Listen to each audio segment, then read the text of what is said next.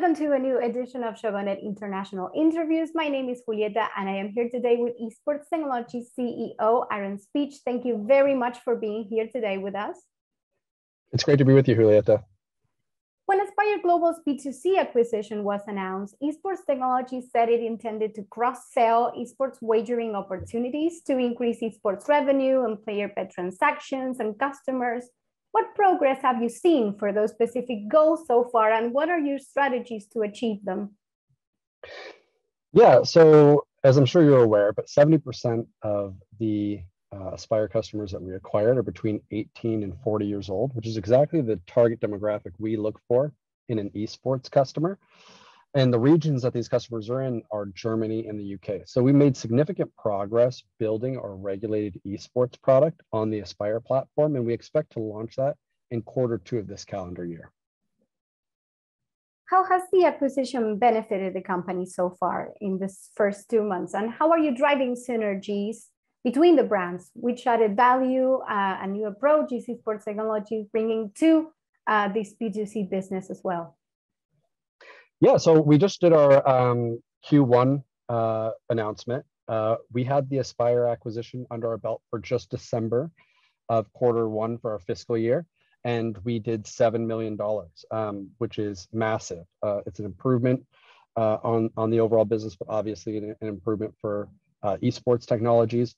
But really what we can bring to the table that wasn't being accomplished by Aspire is that we have a pure focus on the B2C side business. Aspire was focused on both the B2B and B2C, and they agreed that this product in the hands of somebody dedicated to the consumer side of the business would benefit it greatly, and we're seeing that today. So the deal gave you access to gaming licensing in regulated markets as well, including the UK and Germany, Ireland, Malta, Denmark. What is your approach and competitive advantages in each of these jurisdictions? And which kind of investments do you plan for them? Which are the main markets the company is now targeting, leveraging the conquered Aspire Global footprint in the US and in the world?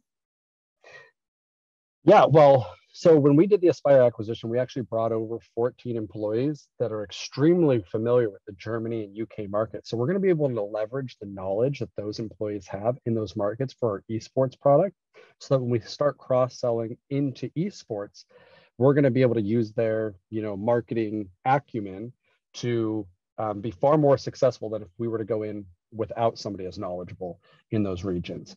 But in Q2 of this calendar year, we expect to leverage esports in those regions. We're excited to also expand throughout more of Western Europe, including the Netherlands.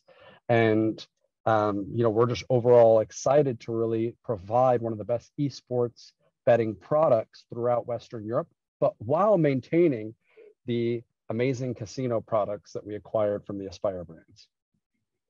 Leveraging this deal, does Esports Technology contemplate any kind of strategic relationships or synergies with Aspire Global's B2B brands in the short or the long term? Oh yeah, we already have several synergies that we're using. So GoGawi, which is our unregulated esports product, is already fully moved over to the Aspire brands. And we're actively marketing and launched throughout Southeast Asia and Latin America. So we're extremely excited that we were able to partner with Aspire on additional brands, and we're excited to offer esports and really one of the first esports products on Aspire's BTO backend provider. So that's what we feel is one of the key reasons why we did this acquisition, was because we would be able to leverage Aspire's B2B ability and operational ability on the casino and sportsbook side, and have a really tight relationship with someone. Because I'm sure, as you know, when you go and just knock on any operator's door, it really depends on how much business you're bringing to them. Well, with Aspire, we're now their biggest customer. So we can get things done quicker. We can leverage the relationship we have and their acumen and knowledge on the previous brands that they've worked on. And it really allows us to create a mutually beneficial system where the better we do, the better they do, because obviously they're making a percentage based on our agreements. As the company applied for a button approval for its financial instrument performance-based pari-mutuel betting system and method, which are the implications of this system for the betting industry? I put into practice, how would it work as a sportsbook operation with your customers and partners, and which new doors would this open for them? I wish I could talk about it, but that is actually top secret. Okay. We announced the patent just so people would understand that, this is definitely certainly an area that we're looking in, but we have not outlined or detailed what those products exactly are and how, they will integrate into our future lineup of products. So right now, we're not announcing what that is, but we hope to later this year. Later this year, as in a couple of months into the future, or later on? No, this would most likely be announced, later in 2022. All right. Announced, not released. Okay. And another patent that the company is seeking to approve is for its electronic sports betting exchange system. Is that allowed to talk about? That we are, yeah. So that's our Hedgehog product. And Hedgehog is like Betfair, but focused on esports. So it will allow any customer to go on and set their own odds and their own prices on esports matches that they feel they can beat any provider that's out there. And this is huge for us from an odds and modeling perspective, which is one of our main products. But it's also great for the consumer, because if they feel like they have a beat on a match that maybe a sports book isn't providing, they're able to offer that market. It also allows, from a B2B perspective, an exchange of knowledge in markets, and also the ability to lay off if you're a bigger provider, where really there isn't an option right now. So I mean, we really like to point towards Betfair and go, it's going to be a more esports focused with a couple other tech pieces that you'd see on Betfair. And what jurisdictions is it intended for? Anywhere we're regulated, and we are allowed to do regulated business, plus unregulated markets as well. So the 140 unregulated business. And what is the application's current status? Still pending. Okay. Yeah. Patents in the US typically take about 2 years to be approved. Several gambling companies are currently investing in immersive XR technologies to be competitive in the metaverse. What is your approach to this trend this year? What can we expect in the short term in this area?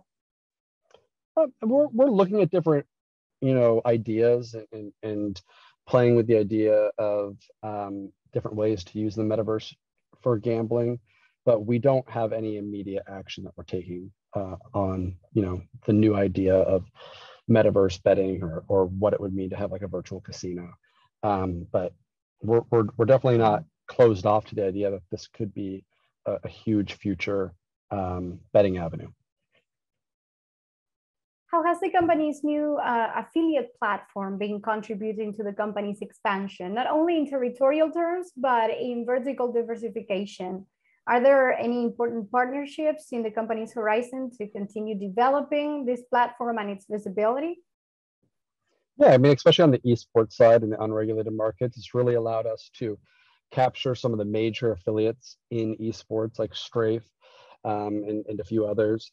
But what it's allowed us to do is we've created a hub and a space for affiliates to sign up and know that they're with a trusted platform. And really, I feel nowadays, if you're a serious B2C company, you should have your own affiliate platform. That way you can manage everything without worrying about the dedicated software messing up or somebody not liking that certain software. You can keep everything managed in-house. That's just the philosophy we use here. And what are your outlooks for the place the affiliate market is called to take in the iGaming industry looking ahead? Just saying that if you're a serious a company in that, from that perspective, you should have your own affiliate market. So in the long term, how do you see your own, so your own platform is more what I mean, like a place for any affiliate to come to your site and have a dedicated affiliate hub that they can use, not necessarily being an affiliate within the regions, but more on a platform side.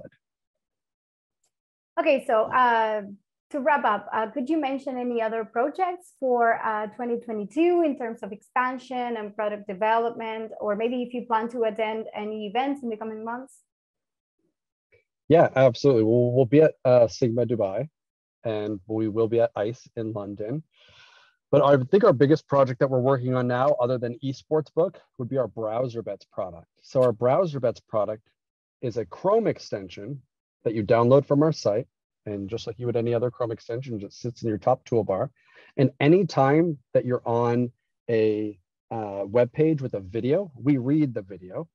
And if we've determined that that video is a sporting event going on, whether it's football, soccer, NFL, or any esport that's out there, we take our data, odd feeds, and we actually put an overlay on the video stream that you're watching so you can bet directly in stream. So that way, if you're on twitch.tv and you're watching an esports match, you don't have to go to our website to place the odds or place your bet. You can just go start betting immediately right in the stream itself. And when is this product coming out? Q2 of this year. And in which jurisdiction? Calendar year. It'll be available in all of our esports products. So on GoGawi, which is unregulated market, which is about 140 different jurisdictions, plus the regulated markets that we operate right now in Western Europe. So the Ireland, Denmark, UK, Germany, and then we're hoping to have Netherlands. Okay, thank you very much for your time. Thank you. It was great.